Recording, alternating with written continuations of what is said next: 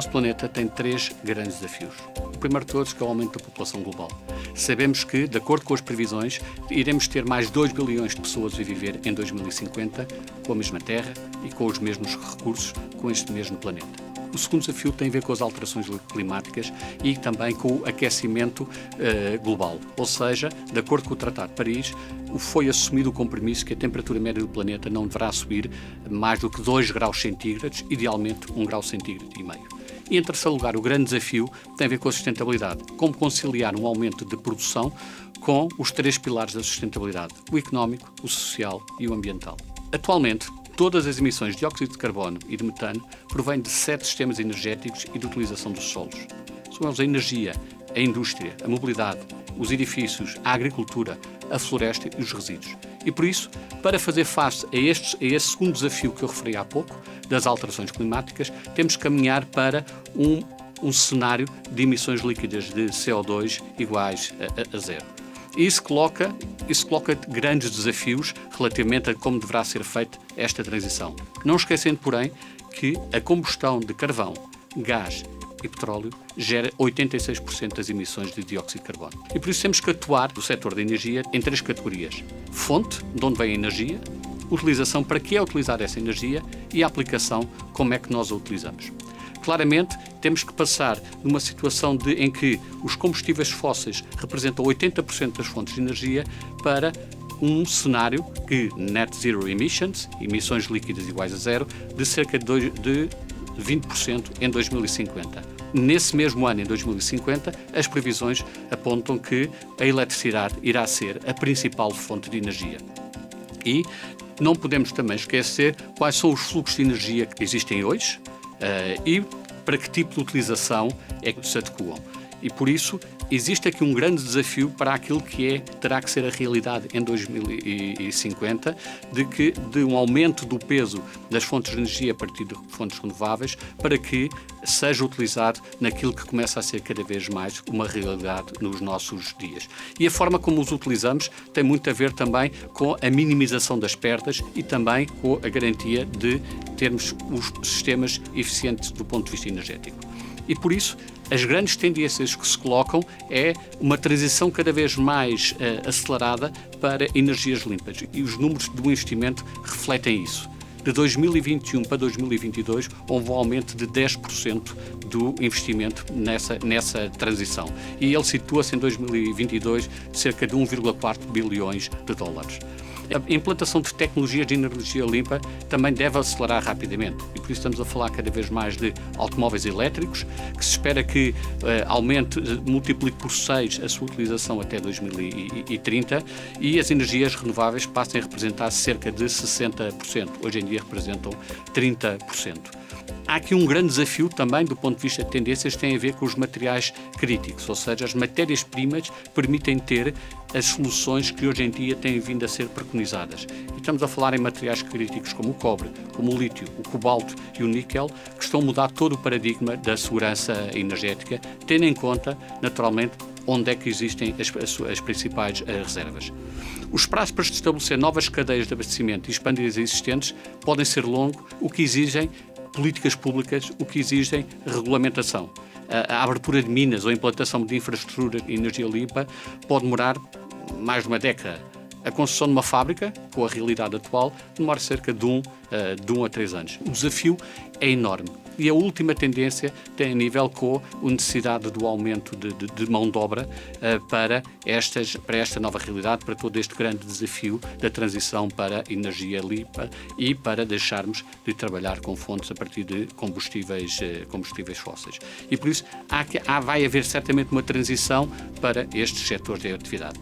A Europa tem dado uma resposta a tudo isso através das suas políticas e através da estratégia que é o Pacto Ecológico Europeu, em que a Europa assume o compromisso de ser neutra em carbono em 2050.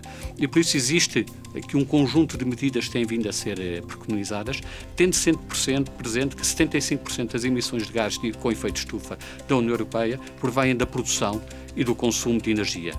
A Europa tem aqui a estratégia, um pacote intermédio, que é o 50-55, ou Objetivo 55, em que se estabelece os objetivos e as ações da União Europeia para esta transição energética, que vão ao nível da promoção da eficiência energética, aumentar a cota-parte das fontes de energias renováveis, desenvolver o mercado de energia, um conjunto de objetivos que depois são trabalhados nas diferentes propostas de diretivas e de revisão das diretivas que têm vindo a acontecer ao longo dos últimos anos. A nível de Portugal tem o PNEC, o Plano Nacional de Energia e Clima, em que também são definidas metas extremamente ambiciosas e em linha com aquilo que Portugal aprovou em julho de 2019, que foi o seu roteiro de neutralidade carbónica. Alcançar a tão desejada neutralidade carbónica exige o compromisso de todos os setores de atividade. No caso do setor empresarial, a mudança de paradigma necessária para alcançar este objetivo segue uma trajetória mais desafiante comparativamente a outros setores. Um desafio que é simultaneamente uma oportunidade para reforçar a competitividade, traduzindo-se em ganhos económicos e ambientais. A transição energética, a inovação, a digitalização, a economia circular e os modelos de negócio mais sustentáveis constituem ferramentas poderosas, se bem empregues, para descarbonizar os processos, os produtos e os serviços do nosso tecido empresarial. Foquemos na transição energética. Portugal está hoje muito melhor posicionado porque dispõe de um sistema eletroprodutor de base fortemente renovável, pelo que o reforço da eletrificação dos consumos, onde é economicamente eficiente, deve ser uma das principais ferramentas de descarbonização. Neste contexto, merece particular destaque o autoconsumo de energia, que permite que empresas, individualmente ou coletivamente, produzam, consumam, partilhem e armazenem energia renovável. Esta tem sido, aliás, uma das principais apostas no processo de descarbonização das empresas e também das famílias nos últimos anos. E os dados disponíveis demonstram bem esta trajetória. Entre 2019 e maio de 2023, a capacidade instalada em sistemas de autoconsumo com base em solar fotovoltaico aumentou mais de 300%. Nos setores que atualmente dispõem de poucas opções tecnológicas alternativas e onde a eletrificação poderá traduzir-se em custos significativos, a descarbonização poderá ser alcançada através dos gases renováveis, em particular o hidrogênio renovável e o biometano. Hoje, já é possível contabilizar mais de 70 iniciativas associadas à produção e consumo de gases renováveis a nível nacional, e boa parte destas iniciativas estão associadas à descarbonização do setor empresarial. Tão relevante quanto a descarbonização dos consumos é assegurar a melhoria da gestão do consumo de energia, através da redução dos consumos e custos associados ao funcionamento das empresas, contribuindo assim para o aumento da sua competitividade, libertando recursos para dinamizar novos investimentos. Uma outra importante componente desta equação são as pessoas, pelo que a requalificação de trabalhadores com o desenvolvimento de novas competências técnicas é de extrema importância para a adaptação das empresas a uma nova realidade energética e climática. Estas são algumas das bases que permitem alcançar o objetivo estratégico de promover um setor empresarial inovador e competitivo, por via da sua descarbonização, promovendo o uso eficiente de recursos e para os quais já existem ferramentas ao dispor das empresas, sejam elas de natureza estratégica, regulamentar ou financeira. Atualmente, 80% da energia a nível mundial provém de combustíveis fósseis. Esses combustíveis essencialmente são o carvão e então a transição energética pretende que se impulsione a utilização do gás, pois é a matéria-prima que temos disponível atualmente. Num horizonte de 2030, espera-se que o gás funcione como um buffer para as intermitências das energias renováveis e em 2050 as instalações que trabalham o gás sejam transformadas na queima de combustíveis verdes, como o biometano e o hidrogênio. Na transição energética existem diversos desafios, como o aumento do número de fontes, a necessidade de novas fontes e por isso temos que repensar a flexibilidade do sistema. A curto prazo não temos necessidades de armazenamento, porque ainda não é produzida energia suficiente, mas a médio e longo prazo este será um dos grandes desafios. A inovação está a mudar o paradigma das empresas com o aparecimento de novas cadeias de valor, comunidades de energia e soluções digitais. Ao nível das cadeias de valor, temos a descentralização da energia, com o aparecimento de novos produtores, novos fornecedores, mas também de novos tipos de energia, como o hidrogênio verde. Ao nível das comunidades de energia, associações de indivíduos, empresas ou organizações que se juntam para gerar, consumir e partilhar energia. e as soluções digitais como Smart Buildings e IoT que podem monitorizar o consumo de energia, aumentar a integração da energia renovável e reduzir os custos. A inovação e as soluções desenvolvidas por algumas startups podem já responder a estes desafios, como Smart Grids, a autocorreção da rede elétrica, onde um algoritmo faz uma comunicação ponto a ponto que permite a detecção de falhas. Por exemplo, se existir uma falha na rede elétrica, o operador é imediatamente contactado e consegue fazer uma maior contenção dos danos, o que faz com que se consigam poupar custos e também fazer uma monitorização maior do tipo de serviço que é prestado. Ao nível do hidrogênio, também já existem soluções para o seu armazenamento, soluções essas que são recicláveis, que não produzem desperdício durante as suas operações e que têm um tempo de vida de mais de 15 anos. A inovação desempenha um papel fundamental na procura de soluções sustentáveis no setor da energia.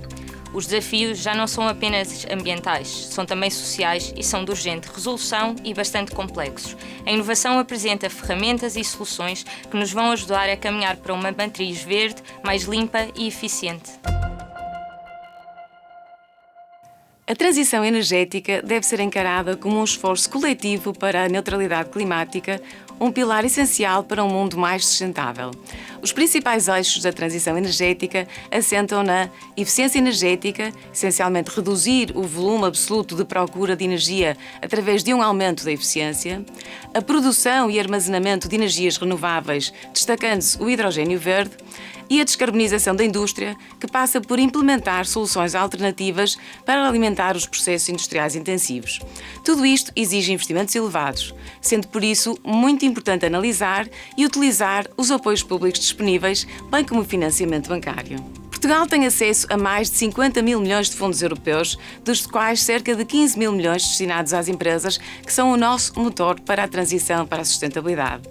Os principais programas de fundos públicos para empresas são o PRR, 7,5 mil milhões de euros, o Portugal 2030, 6 mil milhões. Estes dois programas destinam importantes apoios à transição energética e podem, por isso, representar uma grande ajuda para a ambição de alcançar a neutralidade carbónica.